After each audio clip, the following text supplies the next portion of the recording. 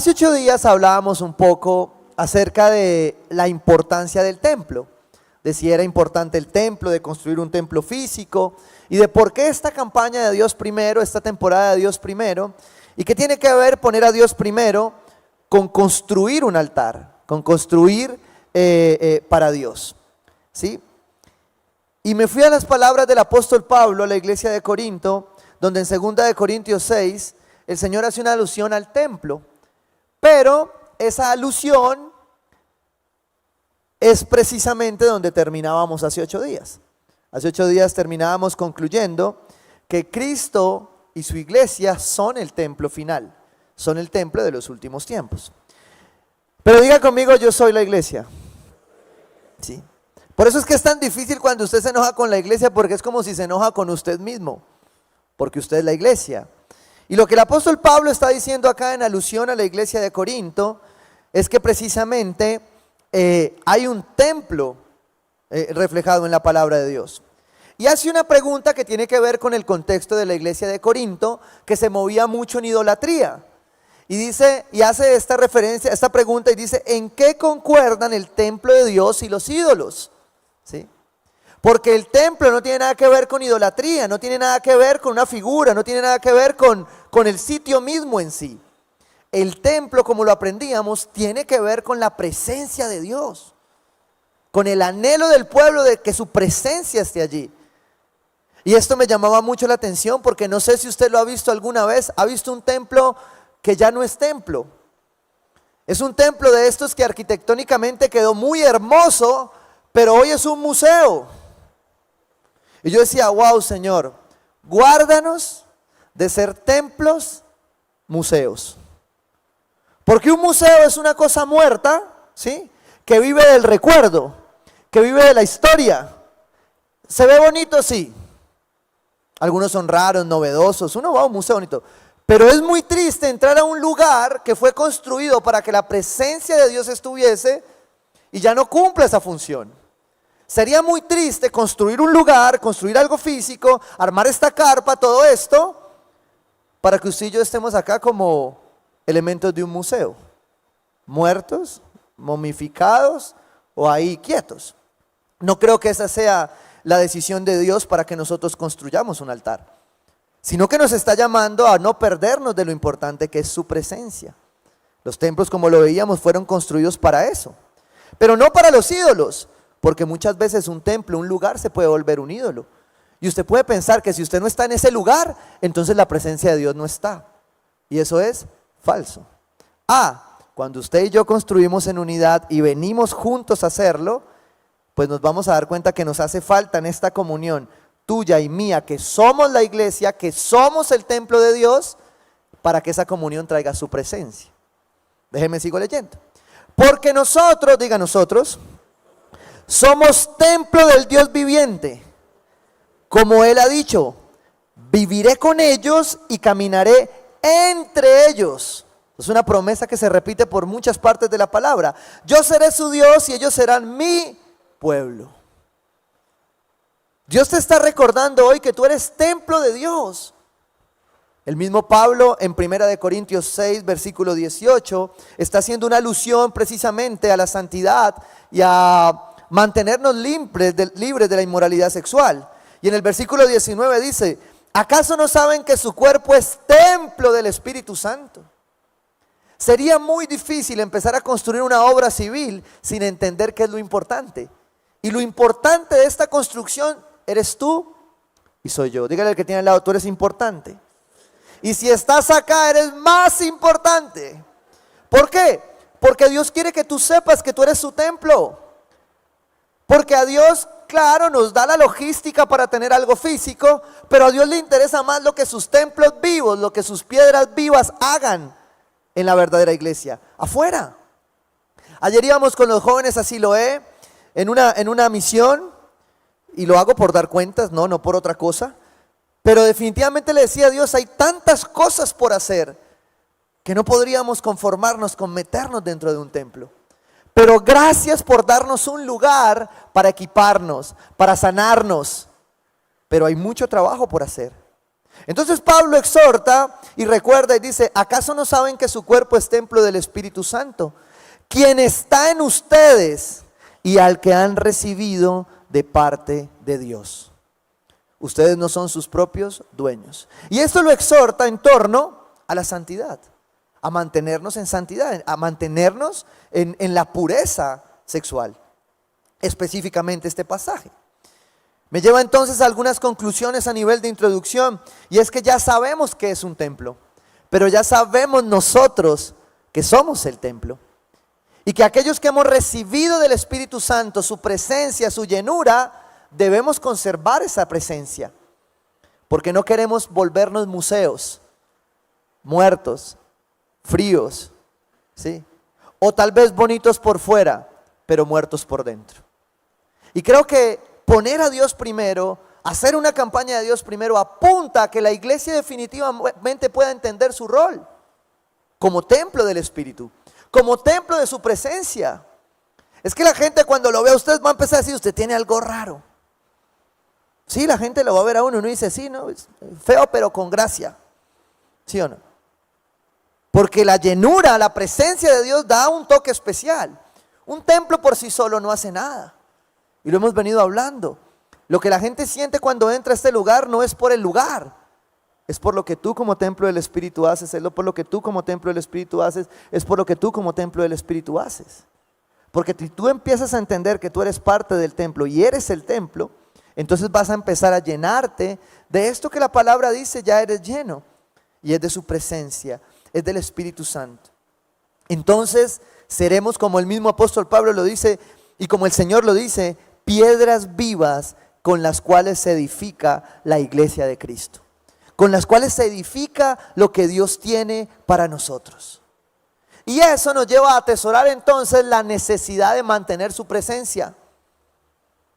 Hablamos que los templos apuntaban a procurar la presencia de Dios, no a montar ídolos, no a montar lugares, sino a que ese lugar se preparara para que la presencia de Dios llegara, ¿sí? En alabanza, en la palabra, en la comunión. Todo se ha tratado de mantener su presencia, porque su promesa es que Él será nuestro Dios, estará entre nosotros y caminará con nosotros. Y es su promesa hasta el día que Él venga. Porque de hecho, en Apocalipsis, cuando usted lo lee, dice, he aquí está la morada celestial. El Padre habita entre su pueblo. O sea que construir un templo, poner a Dios primero para levantar un altar, tiene que haber mucho más que ver con la necesidad de que su Espíritu y su presencia habiten en nosotros. Porque esa es nuestra seguridad, esa es nuestra esperanza. Ahora, traslade esto a su casa. Si usted es templo del Espíritu, si usted es templo de la presencia de Dios, su casa hoy es un templo del Espíritu, un templo que se llena de la presencia de Dios. Porque usted no puede estar a estas alturas del universo pensando en que solo aquí va a estar. La iglesia no puede estar como estuvo hace 3 años. ¿Está tu casa siendo un templo lleno de la presencia de Dios? ¿Estás tú siendo ese templo? Porque tú podrías decir, pero pastor, es que en mi casa usted viera las calaveras que hay. Bueno, si tú eres el templo y tú llevas la presencia de Dios y la presencia de Dios está contigo, tú llevas ese pedacito para que esa luz ilumine la oscuridad. Para que mientras tú lo puedas hacer, lo hagas. Pero, vuelvo y repito, sin ser conspiranoico y de otra manera, estaríamos preparados hoy para volver a encerrarnos.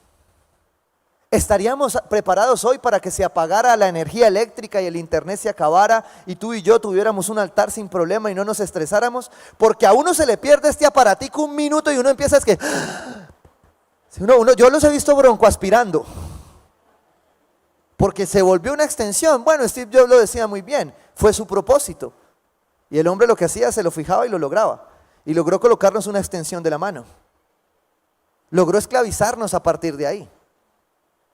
Porque todo me está permitido, estoy convencido de ello, pero no dejaré que nada me domine. Y la pregunta es si se te acaba la batería, si se te acaba la energía y un día tienes que estar con una vela, con tu familia en tu casa es templo del Espíritu. Tu casa tiene la presencia de Dios. Tus hijos estarían tranquilos porque tú los vas a alimentar. No solo física, sino espiritualmente. Tu esposa estaría tranquila porque tiene un sacerdote y un pastor que levantaría el altar en casa. ¿Qué harías? Eres templo del Espíritu. Eres templo de su presencia. Cuando me voy entonces a ver todo esto que hemos venido hablando y estudiando acerca del templo, que la verdad me apasiona, me encanta ver todo esto, cómo la palabra nos muestra tantas cosas. Terminamos concluyendo entonces que los templos se construían con un objetivo específico. Se construyeron, se construían, se construyen y se intentarán construir con un solo propósito: que el pueblo de Dios esté cerca de la presencia de Dios, que sean testimonio y símbolo de un Dios que está presente. Porque cuando lleguemos a ese templo final, al templo ciudad, al templo donde la presencia de Dios llena todo el universo, ahí ya no importará lo físico, su presencia estará sobre todo. Y es lo que anhelamos quienes esperamos la venida de Jesucristo, que esa presencia gobierne de una vez por todas nuestras vidas. Pero la pregunta es, ¿lo está haciendo hoy? ¿Estás conservando y desatando la presencia de Dios en ti, en tu casa, en tu iglesia como templo del Espíritu? Entonces me fui a ver un poco sobre estas construcciones, algunas características, y saqué 4 características, o el Señor me confirmaba 4 características también con un pasaje que mi pastor me ministraba. Y definitivamente la palabra es muy clara. Hay 4 cosas que conservan y desatan la presencia de Dios en un templo. La primera de ellas, segunda de Crónicas 5:10, dice: en el arca, le voy a dar contexto acá. Salomón, quien terminó construyendo el templo, construye el templo. Dicen que se tardó más o menos 7 años. Yo tomaba eso ahí y decía, bueno, 7 años es un buen tiempo, ¿sí? Vamos despacio, ¿sí? Aplicar el proverbio ahí de vístame despacio que voy de afán, ¿cierto? Y acá está terminando el templo. Y en la culminación del templo va a empezar a garantizar que la presencia de Dios no se vaya y que se mantenga ahí, que es lo que usted y yo hacemos cada día, o luchamos cada día porque esa presencia está ahí. ¿Listo? Segunda de Crónicas 5:10 dice: en el arca solo estaban las 2 tablas que Moisés había colocado en ella. ¿Qué había en el arca? La palabra. Esa era la Biblia que tenían en ese momento. En el Nuevo Testamento ya tenían esta, que era la Torá. Pero en ese momento, en los momentos de la escritura de la Torá, de los 5 primeros libros, ¿qué tenían? Las tablas. Y el arca, que era el lugar que representaba la presencia, tenía su palabra para mantener, para conservar, para desatar la presencia de Dios en un templo. Un requisito sin duda será su palabra. Aquel lugar donde su palabra se mantenga, allí estará su presencia. Y mire que aquí no dice nada más raro. No dice que eran los que se arrodillaban o los que hacían X o Y, o los que temblaban o los que se reían. No, dice que su palabra era lo primero que se mantenía para mantener la presencia de Dios. Y hoy hay mucha reflexión, porque te tienes que preguntar a ti: ¿hay palabra suficiente en tu vida, en tu casa, en tu intimidad para mantener la presencia de Dios? ¿O tú siempre estás esperando lo del domingo y con esto te sustentas? Si tú todavía estás leyendo solo lo que yo le digo el domingo, no te va a alcanzar. Por eso yo a veces doy tanto versículo, a ver si usted un día los coge en la casa y los lee. ¿Por qué? Porque sin leer la palabra de Dios, tú no vas a desatar ni a conservar la presencia de Dios en una casa, y menos en algo que se llama templo. Es que Pablo exhorta esto, ¿sí? Cuando yo me devuelvo a Corinto, Pablo está exhortando 2 situaciones muy especiales. Una, la idolatría, y 2, la inmoralidad sexual. Y en ambas recuerda que somos templo.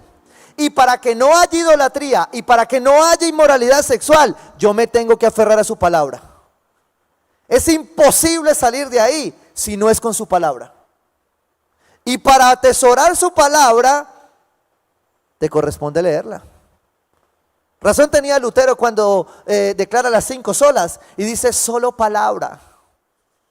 Solo la palabra. Lo que generó la reforma era que había alguien leyendo y cuando vino la confrontación de la iglesia misma, de las autoridades de la iglesia, acerca de lo que había que hacer, ella estaba en la palabra y dijo, no, eso no es de Dios.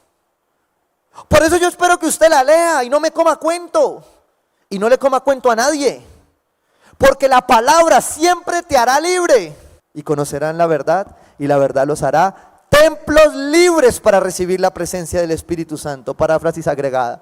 ¿Por qué? Porque cuando usted lee la palabra, usted sabe que el Espíritu está haciendo algo en su vida.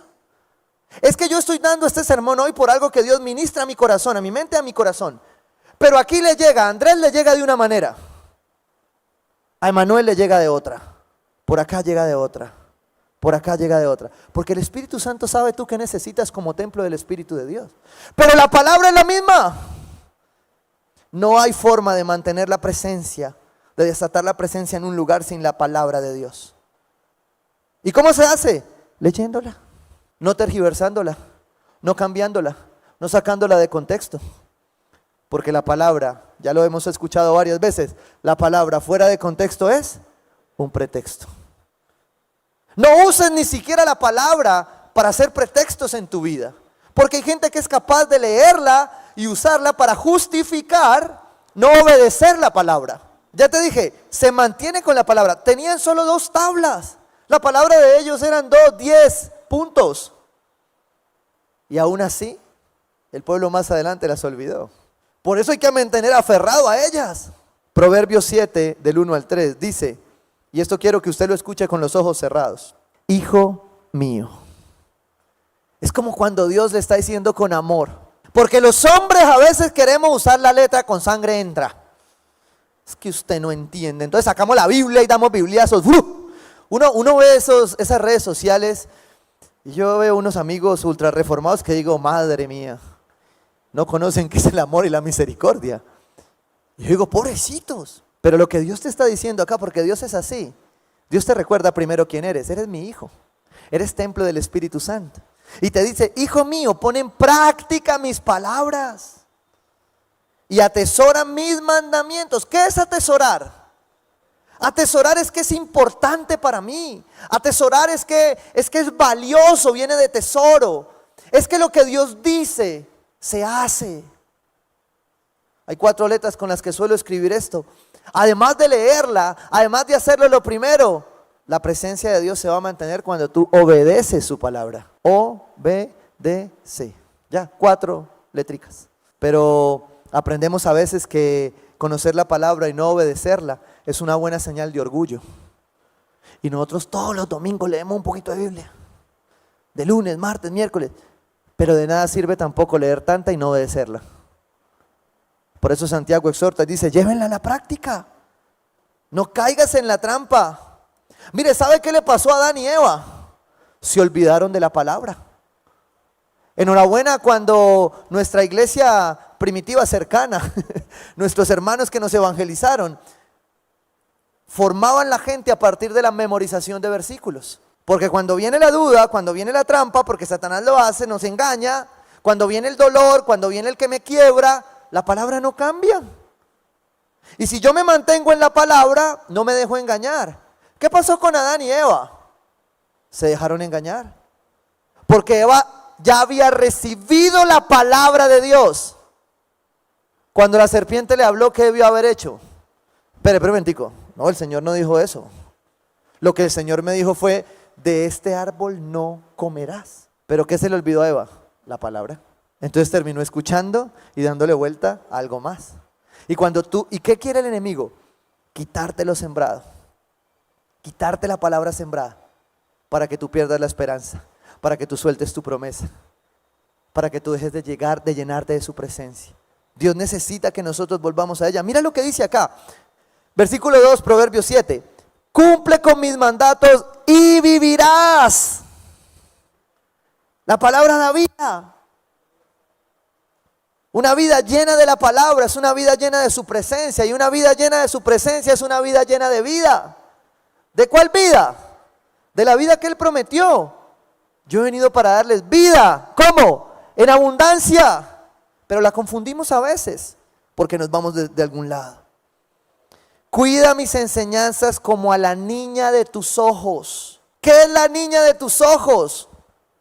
Yo veo a mi hija y yo la veo como la niña de mis ojos.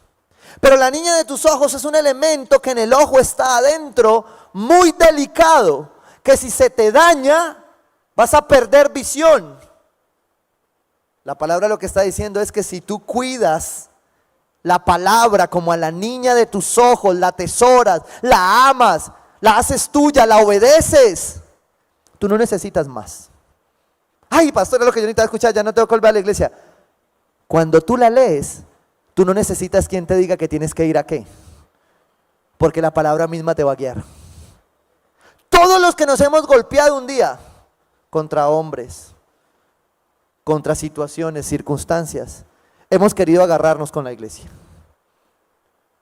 Pero cuando uno está aferrado a la palabra, uno ya sabe quién es la iglesia. Y claro que hay personas a las que hay que poner una raya y decirle: Dios te bendiga, mijo. Claro que entiendo que hay iglesias donde no hay sanidad, pero Dios no cambia. Y si tú atesoras la palabra y la cuidas desde tu juventud como un tesoro, ella te va a guiar. Dice el Salmo 119 que ¿qué requiere un joven para llevar una vida justa?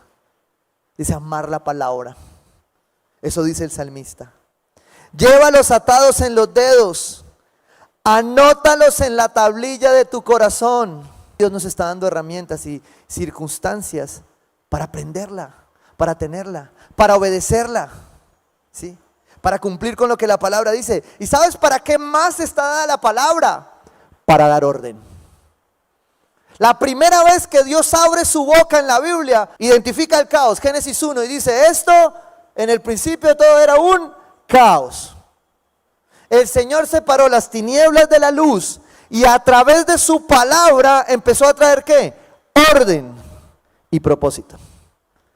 Cuando tú atesoras su palabra, tu vida se llenará de obediencia, de su palabra y por tanto de orden y propósito.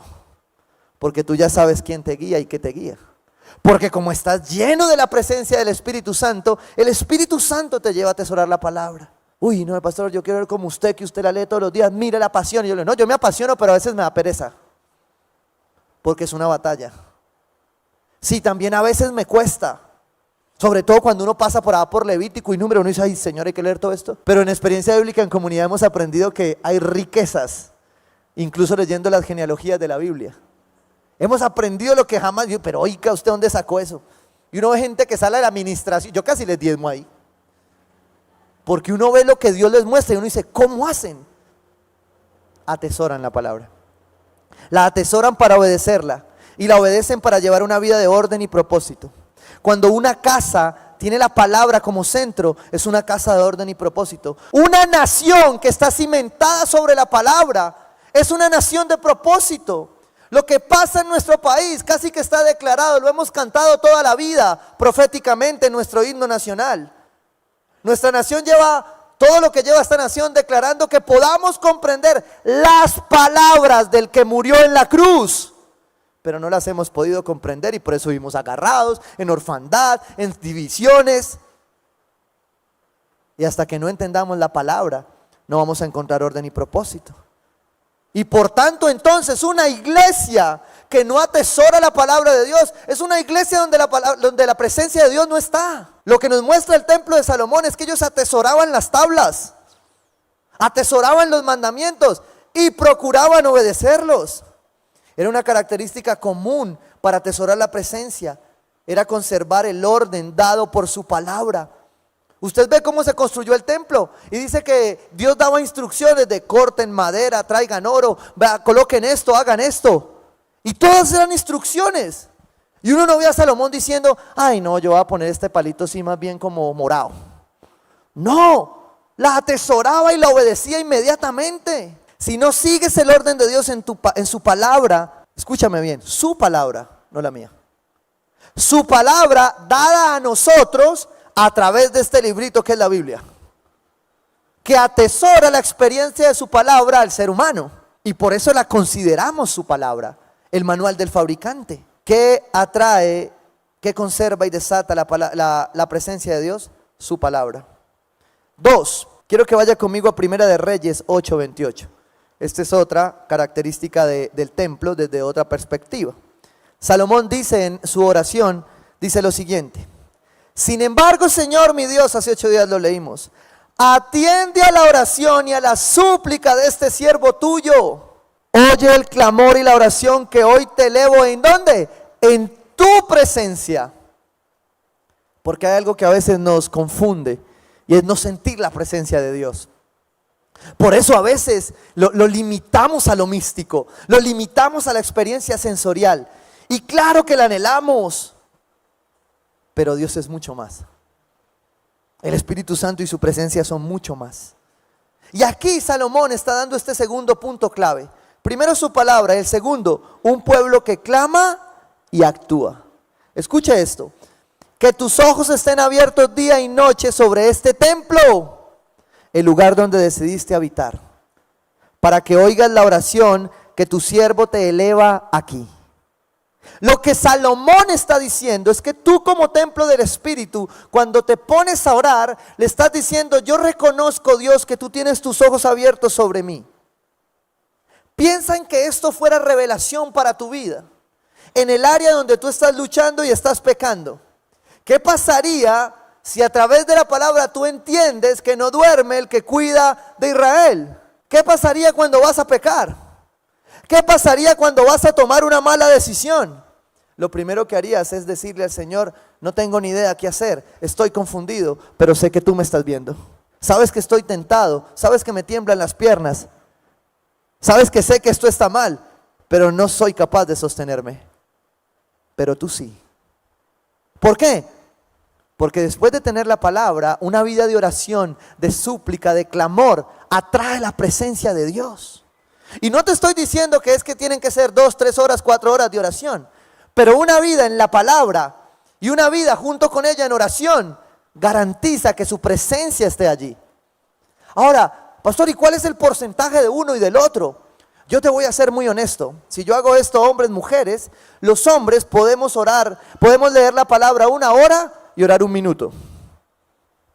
Las mujeres pueden, la mayoría, orar 1 hora y leer 1 minuto. ¿Cuál es la proporción correcta? Y esto me ha llamado mucho a exhortación también en lo personal, porque yo puedo a veces estudiar mucho, pero escuchar poco la voz de Dios, contemplar poco. Y a veces, si usted lee mucho, es capaz de leer mucho y orar poco, entonces usted tiene que crecer orando más. Pero si usted es de los que ora mucho y lee poco, entonces usted tiene que crecer leyendo más, porque ya lo uno lo tiene, ¿sí? A mí me pasa aquí en oración los martes que venimos, más peligroso que poner a orar las mujeres, ¿sí? Y yo le digo: Raúl, yo arranco, tú les entregas y tú terminas, y siempre Raúl viene y me dice: no, pastor, se me comieron el tiempo. Y yo digo: no, la próxima vez ore usted y no las deje orar a ellos. Porque traen mucho fuego en oración. Si tú tienes mucho fuego en oración, crece en la palabra. Si tú tienes mucho fuego para leer la palabra y estudiarla, crece en oración. Pero ambas son necesarias para que la presencia de Dios se mantenga, se desate en un lugar. En ti, que eres su templo, en tu casa, que es su templo. Dice: oye la súplica de tu siervo y de tu pueblo Israel. Cuando oren en este lugar, oye desde el cielo donde habitas. Y mira lo que cierra Salomón diciendo aquí: escucha y perdona. Escucha y perdona. ¿Por qué hace esa referencia a Salomón? Por la necesidad del pueblo de estar en su presencia. Y de otro elemento necesario para que la presencia se mantenga. Dios nos está llamando a colocar a Dios primero para poder estar en unidad de oración, de ayuno, de clamor. El próximo año alguien me resumía una instrucción al liderazgo y me decía: ¿qué dijeron? Mire, que vamos a leer la Biblia y que no vamos a comer tanto. ¿Sí? Y yo le voy a decir que es verdad. El próximo año vamos a ayunar, y bastante. ¿Por qué? Porque necesitamos clamar. Porque lo que viene para ti, para mí, el próximo año, no aguanta con un devocional de 1 minuto. necesita intimidad, necesita palabra, necesita ayuno, necesita oración. Si tú quieres vencer lo que en la carne no has podido, vas a necesitar más oración, más ayuno. Vamos a necesitar más noches con el Espíritu Santo. Vamos a necesitar más de su presencia. Pero primero tú tienes que entender como templo que para que esa presencia esté en ti, necesitas más palabra y más clamor. Y también en ese clamor necesitas actuar. Por eso vuelvo al texto, dice, escucha y perdona. Porque Dios es un Dios de acción. De orar y de actuar. De oración. De que yo oro y actúo. De que yo oro y tomo decisiones. Porque necesito avanzar. Necesitamos matrimonios que oren. ¿Por qué? Porque eso es lo que sostiene una casa, la presencia de Dios en un lugar. Y yo le voy a ser honesto para que usted se libere. No hay nada más difícil que orar con la esposa. No por mi esposa, ¿no? Es porque orar en pareja es difícil si tú no has construido un hábito.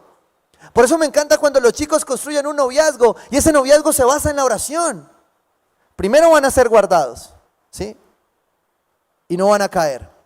Pero segundo, van a construir un hábito que cuando lleguen al matrimonio es más fácil. Los que no lo aprendimos, llegamos y nos toca en la marcha.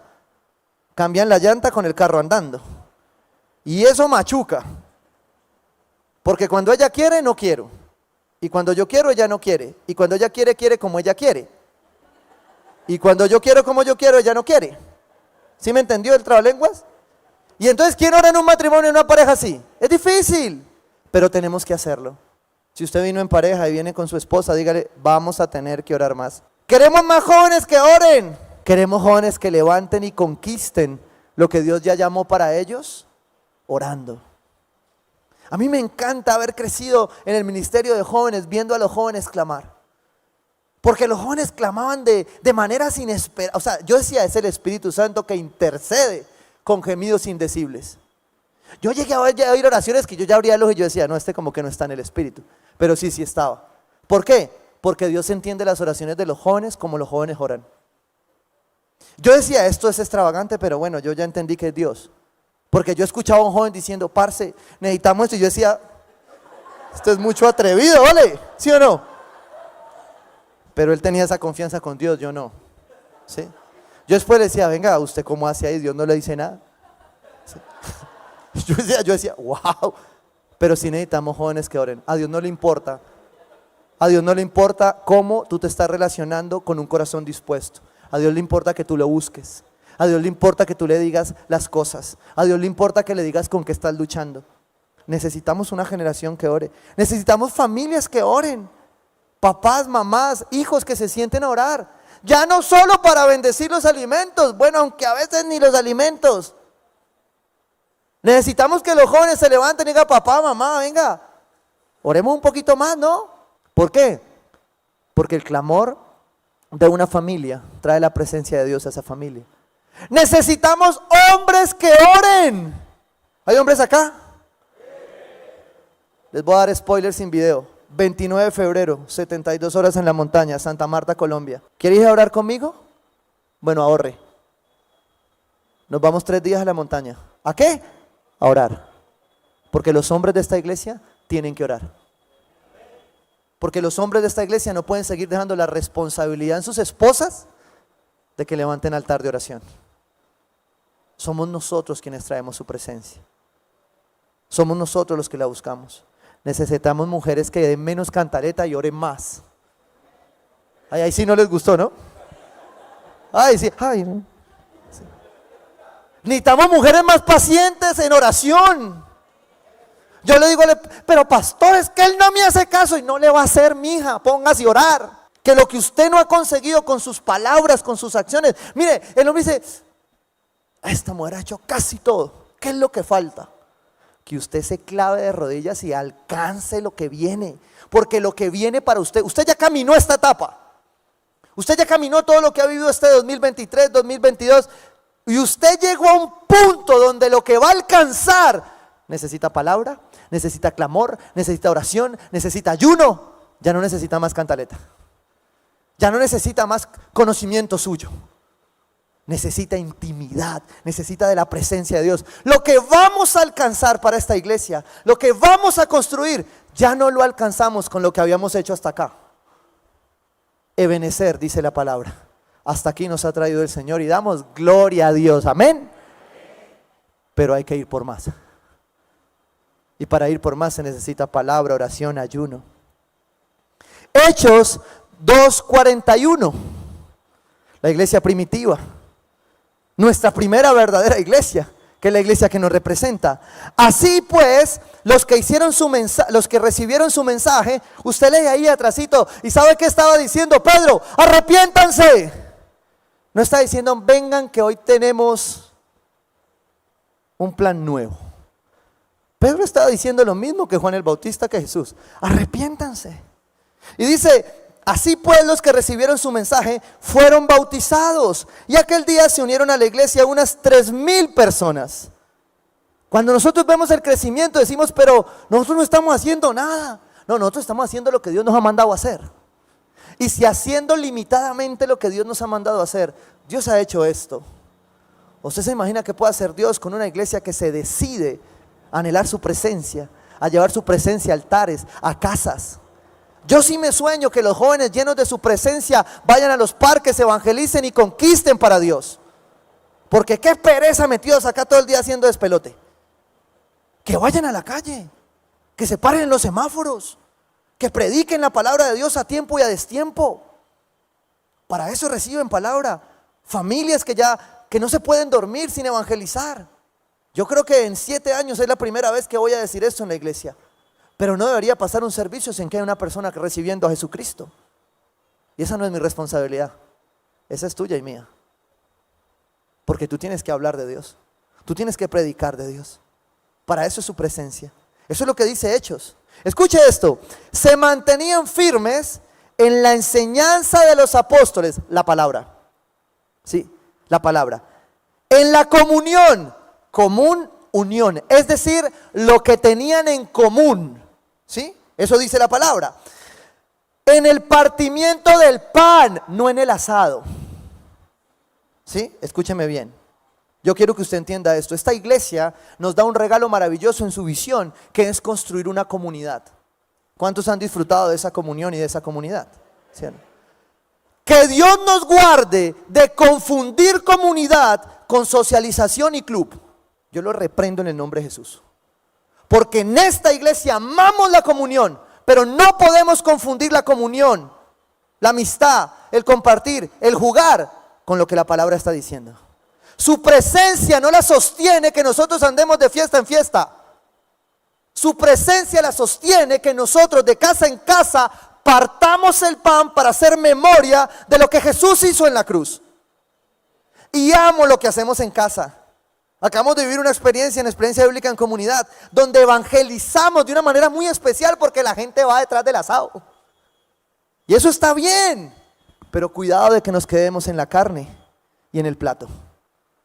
Porque Dios nos está llamando a atesorar su presencia. Y su presencia la atesora la palabra, el clamor, el ayuno, la oración.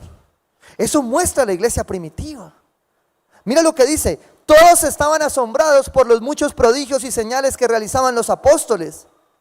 Me salto ahí al 44. Dice, todos los creyentes estaban juntos y tenían todo en común. Porque de nada me serviría socializar sin bendecir a mi hermano, sin conocer la necesidad de mi hermano. Sería una hipocresía reunirme contigo y no saber qué te está pasando. Estamos arreglando la planeación del próximo año de discipulado, de pastoreo, de cuidado. Y de pronto yo me encuentro un líder y le digo, y yo lo veo que anda en una circunstancia. Y yo le digo, oye, ¿y eso de quién es? Y me dijo, de tal persona.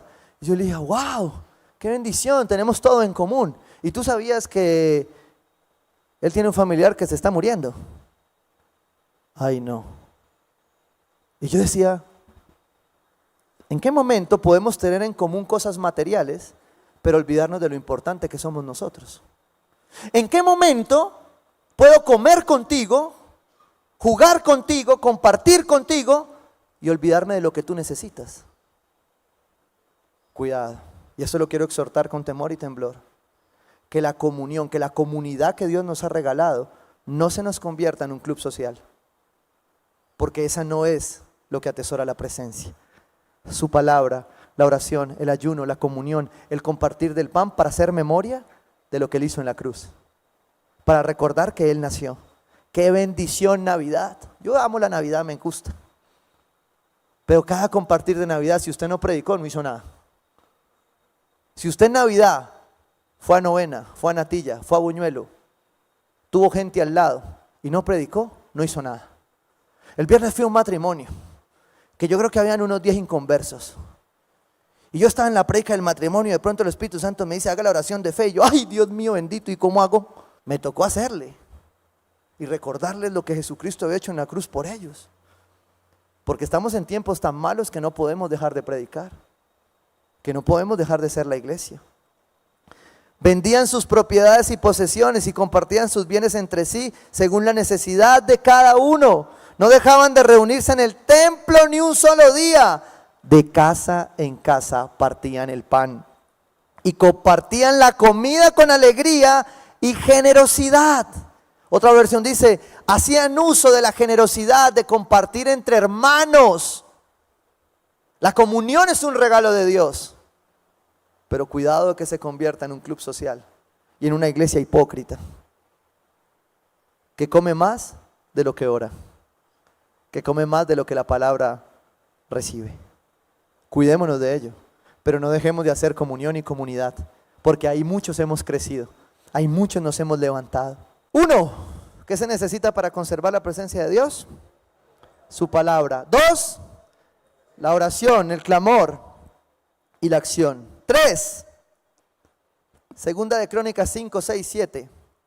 El rey Salomón y toda la asamblea de Israel reunida delante del arca, el arca atesoraba la presencia de Dios, sacrificaron ovejas y bueyes en tal cantidad que fue imposible llevar la cuenta. ¿Sabe cuál es una señal que desata en un templo, usted que es templo del Espíritu, la presencia de Dios? El sacrificio. No le estoy diciendo que vaya a buscar cabras y ovejas para matarlas, ¿no? Ojo, ya nosotros estamos en el nuevo pacto. Pero ¿cuáles son nuestras cabras y nuestras ovejas? Porque el entorno del contexto bíblico era un contexto un poco agrícola y agropecuario. Y por eso la enseñanza está basada en lo que para ellos era una posesión. Los sacrificios eran de ovejas, bueyes, vacas, toros, ¿sí? Palomas, porque esas eran sus posesiones. El que menos tenía agarraba su codorniz y la llevaba. Pero el que más posesiones tenía más ovejas, más vacas. Y por eso la palabra habla de que ese era el sacrificio. Tenía que ver con lo que a ellos les costaba. Ahora, ¿qué es lo que a ti te cuesta? ¿Es el dinero? ¿Qué es lo que a ti te cuesta entregar? Porque la medida del dar en nosotros, el sacrificio en el dar en nosotros, no se mide en la cantidad de lo que tú puedes dar. Se mide en la capacidad para dar lo que tú no quieres dar. Ahí hay sacrificio, porque lo que tú puedes dar ya lo das. Es fácil. Yo en esta semana empiezo predicación en mi casa de despojo y desprendimiento. ¿Quieren regalos? Suelten. Entonces mi hijo empieza a sacar, ¿no? Y yo veo que saca un dinosaurio, 2 dinosaurios, ¿sí? Y entonces empieza a sacar y yo digo, ¿y ya? Sí, papá, ¿qué más? ¿Y ese? No, pero es que papá, ese me gusta. Ese es el que tienes que regalar. ¿Cuánto quieres recibir?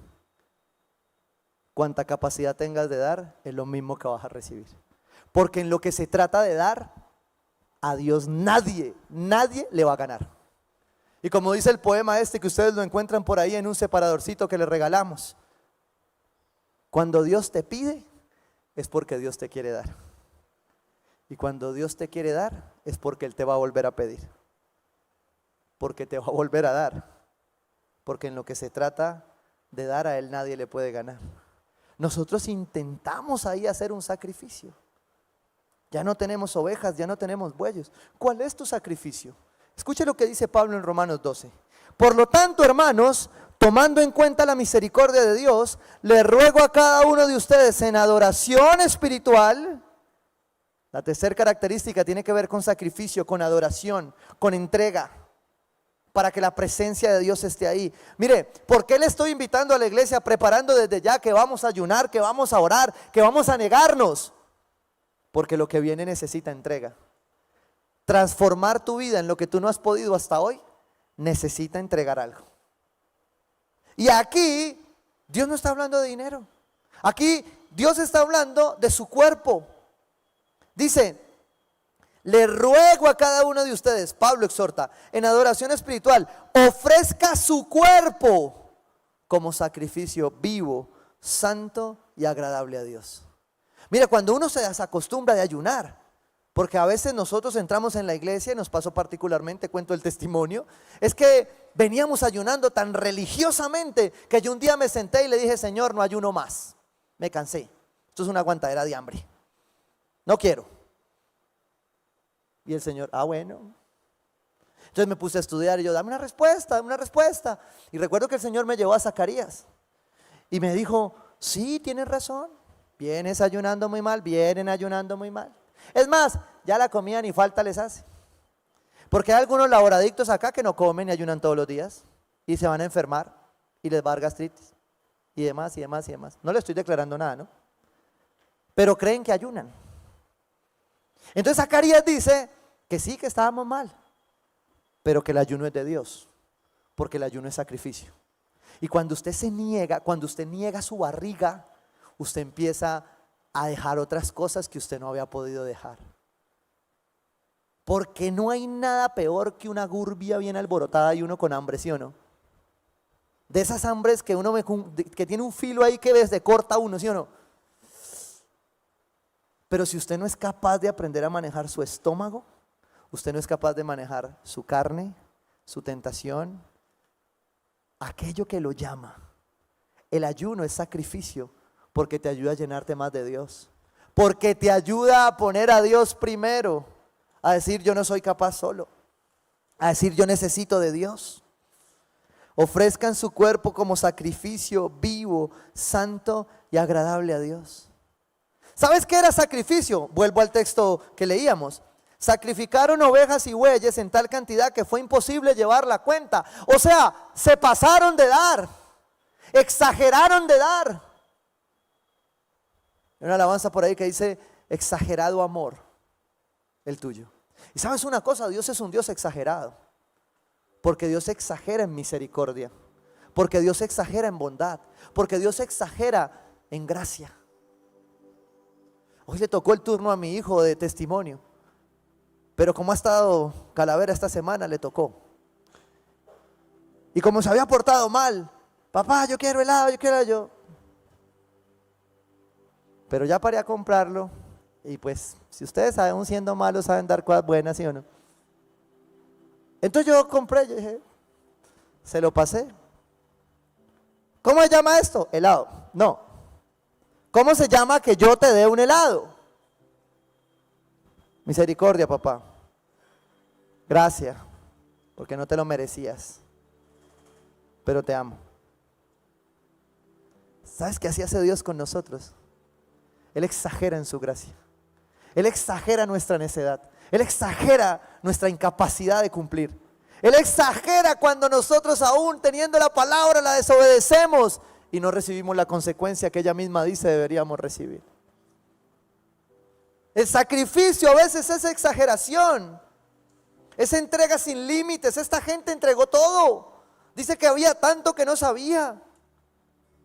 Cuando hay una iglesia que entrega todo, si volvemos a los hechos, decía que tenían todo en común, que se lo compartían, que se entregaban de acuerdo a la necesidad de cada uno. Pero yo ya te di, Señor. Y el Señor dice: ¿y lo demás? Yo vine por todo. No puedes decir que tienes a Dios primero, pero todavía tienes cosas guardadas que no quieres entregarle a Dios. Todos tenemos un pantalón y una camisa que no queremos regalar todavía.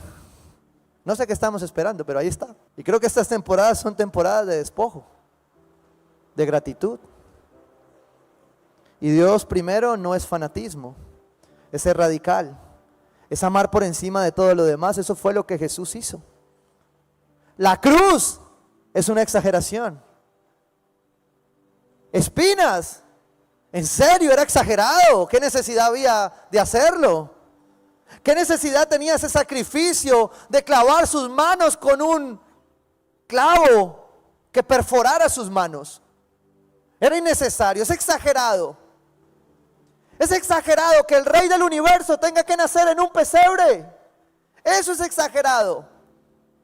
Pero Él se hizo como tú y como yo un día y nació para que pudiéramos celebrar esto que hoy llamamos Navidad. Palabra, oración y un sacrificio desmedido. Donde esos tres elementos están, allí está su presencia. Y el último para cerrar, está ahí en 2 de Crónicas 5:11. Dice, los sacerdotes se retiraron del lugar santo. Escuche, en este momento aplicaba para el templo un lugar santo, el lugar santísimo, ¿sí? El lugar de su presencia.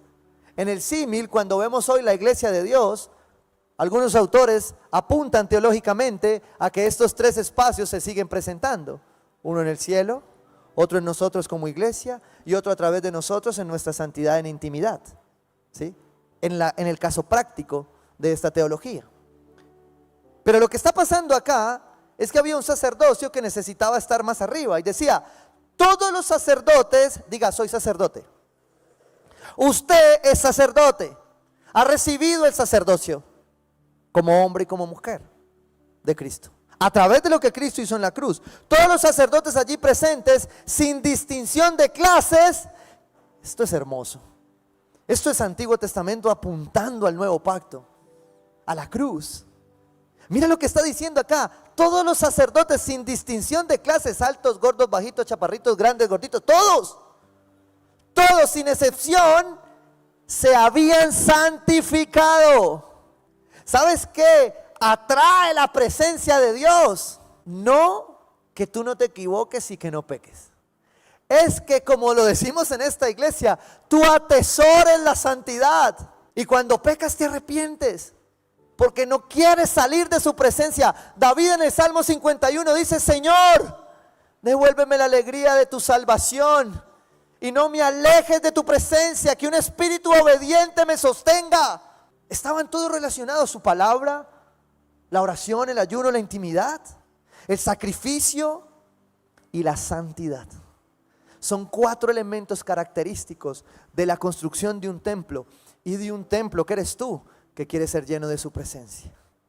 Allí hay santificación. Allí, vuelvo a este texto inicial de 1 de Corintios, dice la palabra, huyan de la inmoralidad sexual. Dice huyan, no dice guerrea, pelea. Si tú tienes una lucha en esa área, huye. No basta poner la red social al final de las aplicaciones, la vas a abrir. Si esa es su lucha, elimínala. Es que me cuesta, pastor, yo la necesito para trabajar. Bueno, entonces busca a alguien que te cubra y que sepa cómo estás trabajando, que pueda abrir tu lupita de búsqueda y decirte, ¿no? Porque el algoritmo va dejando una huella ahí de lo que estás buscando. Esa huella causa divorcios, peleas. Huyan de la inmoralidad sexual. Todos los demás pecados de una persona comete quedan fuera de su cuerpo, pero el que comete inmoralidades sexuales peca contra su templo. Y tu templo, y tú como templo, eres templo del Espíritu de Dios. Por eso, si la luz y la oscuridad no tienen nada en común, cuando tú no huyes de la inmoralidad, lo que pasa es que el Espíritu Santo dice, cuando termine me avisa, porque nada tienen en común la luz y las tinieblas. Y Él solo está esperando que tú vuelvas y le busques, porque todos hemos pecado. Pero por el hecho de la cruz, por el hecho de haber nacido un día, tú y yo tenemos una esperanza para cada día santificarnos. Una iglesia, un templo, una casa, un hombre, una mujer que quiere ser lleno de su presencia, atesora cada día la santidad. Estoy en pecado, pastor. Te estoy diciendo, atesora cada día la santidad, la anhela con fervor, con sacrificio, porque vas a pecar. ¿Sabes cuántos pecados te faltaban cometer cuando Jesús fue crucificado? Todos. Pero aún así Él fue crucificado por ti. Faltaban todos por cometer. Entonces te imaginas a Jesús diciendo, no, yo hago este sacrificio, pero si Germán va a dejar de pecar, de mirar, Y si yo hubiese estado ahí, le digo, Señor, no haga eso, que yo no soy capaz. Y yo creo que Él me miraba en la cruz diciendo, yo sé que no vas a ser capaz, por eso necesitas de mí, por eso necesitas de mi presencia, por eso necesitas como templo del Espíritu de Dios estar cada día más lleno de tu presencia. Por eso lo que hacemos para buscar la palabra, para buscarla en oración, para buscar el sacrificio, son excusas. La campaña de Dios primero es una excusa de Dios para llamar tu atención y decirte, si yo soy primero en tu vida, lo que está por venir no lo conoces, porque lo que está por venir soy yo, porque lo que está por venir es Jesucristo, lo que está por venir es su presencia, la llenura total. Y este templo nos deja ver que era así. Escucha lo que dice 2 de Crónicas 5:13. Se había construido el templo, estaban las tablas, la palabra, se había presentado el sacrificio, se había orado pidiendo la presencia de Dios. Todos los elementos estaban ahí. Los sacerdotes se habían santificado, estaban en santidad, ya estaban puros, limpios, porque ellos llegaban en pecado y tenían que santificarse, hacer un proceso de santificación. Tú y yo como sacerdotes estamos en ese proceso continuo. Se llama la doctrina de la santificación. Somos santos, nos dieron una identidad, pero estamos caminando para conservarla, ¿sí? Pero somos santos. Pero cada día tenemos batallas, caemos, luchamos. Somos santos que de cuando en vez pecamos, pero cuando nos arrepentimos volvemos. Y todo se había dado, los 4 elementos de la presencia de Dios. Y de pronto dice la palabra que empezó la alabanza, que empezaron las trompetas, dice las trompetas, los cantores alababan y daban gracias al Señor al son de trompetas, címbalos y otros instrumentos musicales. Y cuando tocaron y cantaron al unísono, ¿cómo? Al unísono, en unidad, en la comunión de los santos, seguros de su palabra, de su presencia, del sacrificio, de la oración, de la santidad que queremos atesorar, que a veces nos cuesta.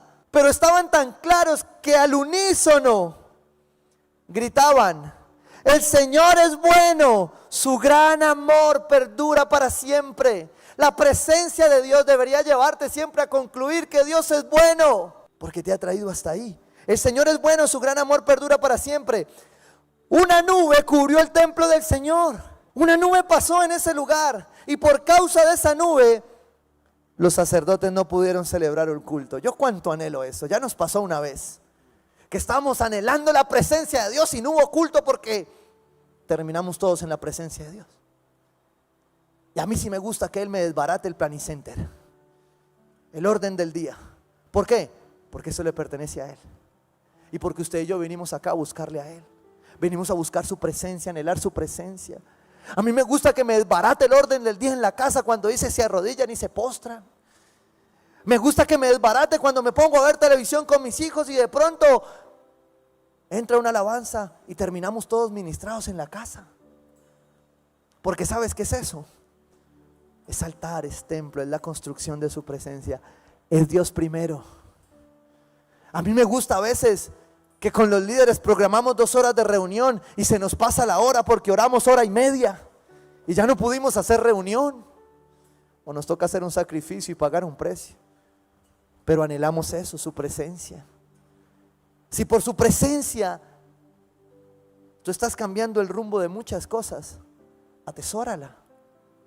Deja que su palabra te llene. Deja que haya un sacrificio correcto. Clámale, ora y sé revestido y santificado de su santidad para que su presencia siempre esté allí. Y cierra con esto, dice: pues la gloria del Señor había llenado el templo. Había llegado su presencia sobre ese lugar, sobre esa casa, sobre ese cuerpo, sobre esa vida. Y tú perdías el control porque cuando la gloria de Dios llega, Él es primero. Por eso es que muchos no quieren perder el control.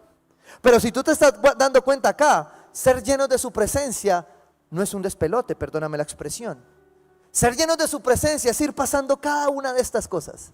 Ser lleno de su palabra, orar, ayunar, meterme en intimidad con Él, clamar la respuesta, entenderla, discernirla, empezar a percibir y a sentir la presencia de Dios dirigiéndome a través de su palabra. Pero también después entender que yo tengo que entregar, que tengo que soltar. Y en ese soltar de pronto me va a incomodar porque, Señor, yo nunca había hecho esto. ¿Por qué mi corazón dice que lo haga? Porque Él quiere darte más. Vas a empezar a experimentar cosas, pero ¿por qué? Yo nunca he visto esto. O sea, yo tengo que dar todo esto, Señor. No, esto no es para mí, eso es para el vecino. Es para ti. Y Dios está rompiendo todo el paradigma. Y ya cuando entonces tú entregaste todo esto, te santificas, te arrepientes. Recuerdas la obra de la cruz, sabes que puedes entrar confiadamente al trono de su gracia, porque todos hemos pecados, pero lo que Jesucristo hizo en la cruz nos permite entrar a ese trono. Y cuando ya estamos en ese trono, entonces yo le digo, Señor, yo ya entregué todo, ahora quiero todo de ti. Y ahí es donde el Espíritu Santo viene y se derrama su gloria. Y cuando su gloria llega a un lugar, su presencia se va a mantener. La transformación va a llegar. Lo que Él quería hacer, lo que tú has intentado años en sanar, en hacer, en alcanzar, ahora el Espíritu Santo lo va a hacer con su poder en un momento. Porque su gloria estaba en ese lugar, en ese templo. Dios primero para Tierra Nueva es que tú puedas experimentar la presencia de Dios primero en ti. Para que lo que construyamos un día como un templo ratifique la gloria de Dios a través de cada uno de estos templos. Amén.